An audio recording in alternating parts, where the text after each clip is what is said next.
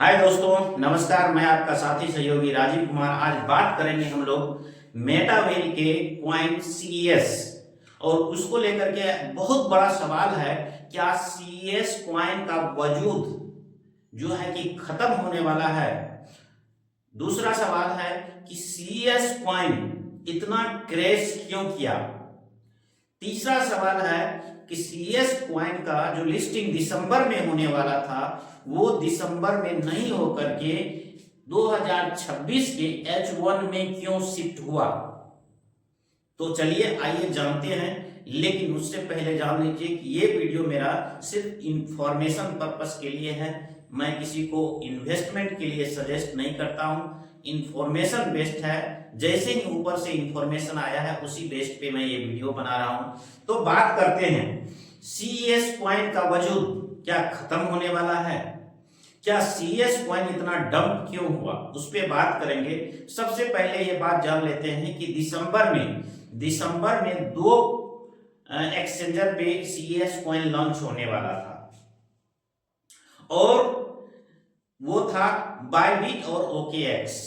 लोग बहुत उत्साह के साथ वेट कर रहे थे दिसंबर माह का कि दिसंबर माह में जब लिस्टिंग होगा तो कुछ न कुछ जोरदार देखने को मिलेगा, मजेदार रिटर्न मिलेगा लोगों को। लेकिन जैसे ही मिस्टर लाडो के द्वारा इंफॉर्मेशन आता है कि इसको शिफ्ट कर दिया गया है H1 में, यानी कि अगले 2026 के अगले जनवरी से लेकर के जून तक के बीच में इसको लिस्टिंग किया जाएगा, तैसे वैसे ही लोग हताश हो गए, लोग परेशान हो गए, लोग निराश हो गए। और होना भी लाजमी था, क्यों नहीं होगा।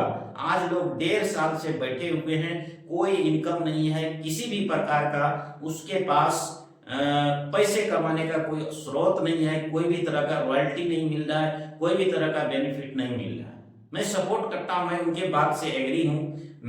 मुझे भी परेशानी हो रही है, मुझे भी इनकम नहीं आ रही। लेकिन बात आती है कि दिसंबर में जो लिस्टिंग होने वाला था उसको अगले डंप होने का क्या कारण है कि अगले 2026 में जो निर्णय लिया गया, इसके पीछे क्या रीजन था, उसको थोड़ा जानने का प्रयास करते हैं। और उसको जानने के लिए सबसे पहले ये चीज देखें कि इससे पहले मैक्सी एक्सचेंज पे सीएस कॉइन को लिस्ट किया गया और जिस समय लिस्ट किया गया थोड़ा बहुत जो है कि वहां पे उछाल देखने को मिला था, $5 तक गया था कॉइन। लेकिन उसके बाद क्या हुआ? उसके बाद ये हुआ कि कॉइन फिर वही का वही है। कोई कम्युनिटी को कोई भी तरह का लाभ बेनिफिट नहीं हुआ। तो इस चीज को देखते हुए जो वहां पे क्रिएटर वगैरह है उनका सोचने का ये तरीका है कि इससे पहले मैंने लिस्टिंग किया, उससे कम्युनिटी को कोई भी तरह का लाभ नहीं हुआ। अगर फिर से हम लिस्टिंग करते हैं तो फिर तो वही होगा, कुछ दिन के लिए कॉइन ऊपर जाएगा फिर नीचे सामान्य हो जाएगा। इससे क्या होगा, इससे घाटा क्या होगा कि बाहर के जो लोग बायर हैं उनको बेनिफिट हो जाएगा, लेकिन मेटावेल के जो कम्युनिटी के लोग हैं उनको बेनिफिट नहीं होगा। तो इसको आगे बढ़ाया गया और इसलिए बढ़ाया गया कि जब तक सीएस कॉइन का यूज स्टार्ट नहीं होता है तब तक इसका कॉइन का प्राइस स्टेबल ग्रोथ में नहीं रह सकता है।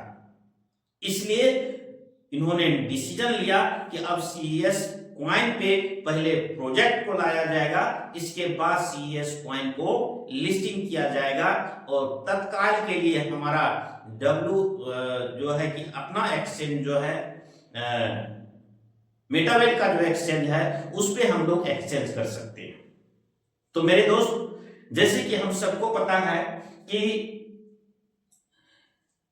मेटावेल में ग्रुप फंड भी आने वाला था। ग्रुप फंड जहां कि आप अपना खुद का क्रिप्टो करेंसी बना सकते हैं। इसके बाद डब्ल्यू बूस्ट आने वाला है। ये डब्ल्यू बूस्ट Q3 यानी कि जनवरी से लेकर के मार्च के बीच हम लोगों के बीच लाइव हो जाएगा। इसके बाद उसमें पासपोर्ट NFT आएगा और इसके बाद मार्केटिंग प्लेस यानी कि जिसमें हम लोग NFT बाय सेल कर सकते हैं। तो ये सारा का सारा चीज आपको जनवरी से लेकर के मार्च के बीच में देखने को मिलेगा और यूज केस को बढ़ाया जाएगा, CES कॉइन की यूज को बढ़ाया जाएगा, तब जाकर के इसके लिस्टिंग प्रोसेस को करने का डिसीजन लिया गया है। तो बात यही है, इसी को जो है कि देखते हुए कि पिछले लिस्टिंग से कोई बेनिफिट नहीं हुआ और जब तक उसका यूज केस नहीं बढ़ेगा, उनका यूज नहीं बढ़ेगा, तो CES कॉइन का स्टेबल ग्रोथ में नहीं रहेगा CES कॉइन। तो इसी को देखते हुए जैसे ही डेट को आगे बढ़ाया गया, लोग हताश हुआ और जैसे ही लोग हताश हुआ, कॉइन को सेल करना शुरू किया। कॉइन को जैसे ही सेल करना शुरू किया, मार्केट धड़ाम से डंप कर गया।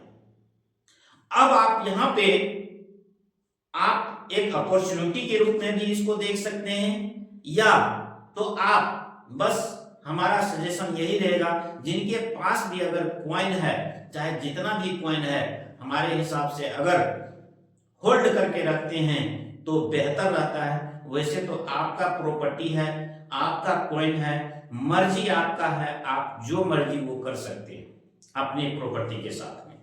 लेकिन मैं यही कहना चाहता हूं, दूसरा बात, एक बात और है कि जब क्रिएटर से डिस्कस किया गया इस बात पे, और क्रिएटर से बहुत सवाल भी किया गया, कहीं ऐसा मिस्टर लाडो ऐसा तो नहीं सोच रहा है कि धीरे धीरे डिले करते करते करते करते सारा कम्युनिटी के लोग जो है कि अदर प्रोजेक्ट में चले जाएंगे और मिस्टर लाडो स्वतंत्र हो जाएगा।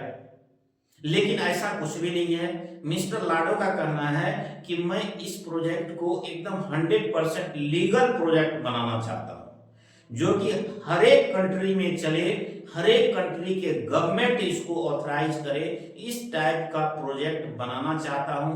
दूसरी बात इन्होंने बताया कि जैसे पहले लोग टेक्टाइल में या TNS में स्लॉट बाय करते हैं, वहां पे कुछ नहीं मिलता है, सिर्फ और सिर्फ स्लॉट मिलता है। यहाँ पे जब W बूस्ट में या अदर कोई भी प्रोजेक्ट में वो भाग लेंगे या उसमें कुछ परचेज करेंगे, स्लॉट बाय करेंगे या उसमें अपना इन्वेस्टमेंट करेंगे, तो वहां पे उनको इन्वेस्टमेंट के रूप में जो इन्वेस्टमेंट वो करेगा, उनके एवज में कुछ न कुछ उनको ऐसा मिलेगा कि लॉस नहीं होगा। जैसे कि टेक्टाइल में स्लॉट बाय करते हैं तो कुछ नहीं मिलता है, यहाँ पे W बूस्ट में जब हम लोग क्या कहते हैं कि इन्वेस्टमेंट करेंगे तो हम लोगों को पासपोर्ट NFT मिलेगा।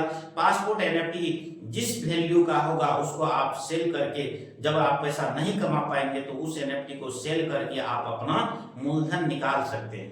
तो किसी का भी लॉस नहीं हो, इस तरह का प्रोजेक्ट बनाने का प्रयास किया जा रहा है।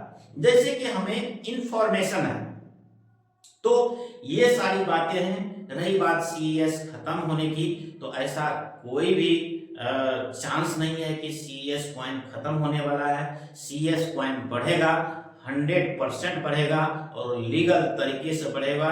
तो इसीलिए मेरे दोस्त, हम कहेंगे अभी डंप हो रहा है, लेकिन आने वाले दिन में CES कॉइन पंप भी होगा और जम के पंप होगा। और 2026 जो है, 2026 हम लोगों का जानदार, शानदार, जबरदस्त होगा। तो मेरे दोस्त, हम यही कहेंगे कि हम लोगों को हताश नहीं होना है, हम लोगों को निराश नहीं होना है। हम लोगों को हमारा टेक्टाइल यानी कि TNS प्रोग्राम लाइव है। आप अगर इनके साथ वर्क करना चाहते हैं तो TNS में वर्क करके आप 100% बेनिफिट उठा सकते हैं। तब तक